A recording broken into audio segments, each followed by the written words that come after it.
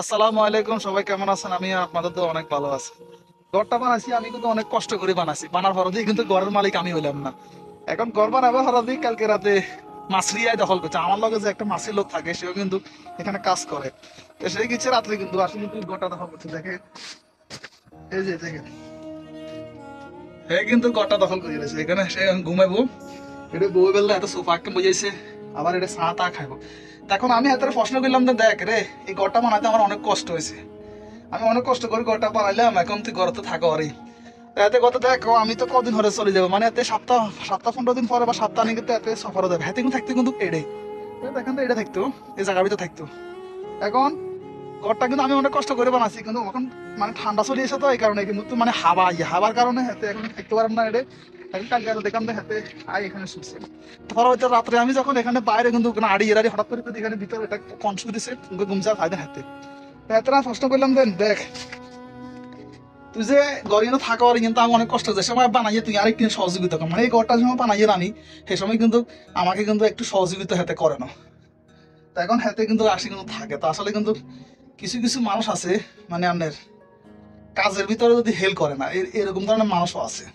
তো যে সময় আমি ঘরটা কিন্তু বানাইয়ে সেই সময় হাতে কইছিলাম আজ তুই এখানে দর হাতে কদের না কিলে তুই বানাবার গেছে কোনো দরকার আছে। এখন কিন্তু আমি বানাবো হলো দিই ঘরটা, আমি কাজ সবগুলো শেষ করছি না, কাপড়টা সবকিছু বিছাইছি, বিছাবে হলো এখন করতে হাতে কি সুন্দর বা হ্যাঁ তুই না সোফা কেন ফিটিং করি কি সুন্দর, মানে থাকবে হাতে ব্যবস্থা করে লেছে। মানে ঘরের মালিক করে এখন দুঃখ লাগলো, মানে ঘর বানালাম আমি, ঘরের মালিক আমি হইলাম না। তো এখন তো আমি তো বেশি কিছু চাবি কিছু কইতে পারতাম না, কারণ আমি হইলাম বাড়া লোক, মানে আমি হইলাম বাড়া আকামার লোক, এ হচ্ছে এই যেখানে কাজ করে সেদিকার লোক। তা আমি আর বেশি চাবি কিছু কোনো, তারপরে আমি কয়েকটা কথা কইছি হাতের কইতে দেখ, আমি এত কষ্ট করে বানালাম, তুই এখন থাকো আর হাতে আর কথা সপ্তাহ ঘরে চলে যাবো এই অবস্থা। তো আসলে আর বেশি কিছু কইও লাভ নাই, কারণ বেশি কিছু কইলে অত মনের ভিতরে রাখ নিব। তো সমস্যা নাই, পরবর্তীতে দেখা যাক কি করা যায়। এটা আচ্ছা থাকো, আমি ঘরটা কত সুন্দর করে ঘরটা আমি বানাইছি, মানে অনেক কষ্ট হয়েছে ঘরটা বানাইতে আমার। তেলাসি তেলাসি সবগুলো আমি দিই সুন্দর মতো বানিয়ে দিই, রেডি করছি, কিন্তু ক্লাস মতে ঘরের মালিক আপনার হাতে হয়েছে। আবার এখানে একটা কিন্তু আমি কিন্তু আবার কিন্তু একটা মোকাইব দিছি, মানে কি ফানির যে ইয়াগুলা, মানে ফানি দিয়ে ফাঙ্কা গুলো এখন গরমের দিনে আইলে কিন্তু যে এটা দিয়ে সালান যায়, তো এটা এটা সেরিকের এটা আসলে উড়ান, এটা কোনো রকম ঠিকঠাক করি আমি রাখে দিছি। কারণ যদি গরমের দিনে এই সময় কিন্তু অবস্থা খুবই কারণ, কারণ গরমের দিনে কোনো বইও ঠিক মতো এক জায়গা কোনো বইও না যায় না। তো আমি আবার আবার এখানে আছি কিন্তু সুন্দর মতো আবার কিন্তু কাপড় টাপড় বিছাইছি, সব কিছু সুন্দর মতো বিছাবো হারা দিই। মানে এখন হাতে ঘরতে রাস্তা থাকা শুরু, মানে ঘরের মালিক হাতে হয়ে গেছে।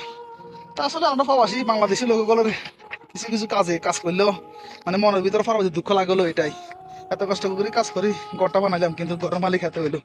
আর এগুলো হলো আরবি, তার আরবির লোকে বেশি তর্ক করেন যায় না, কারণ মাসি সে শেরিকার লোক, আমি যদি বেশি তর্ক করি পরবর্তীতে মানে কফিলের কাছে বা মুদিরের কাছে বিচার দিব।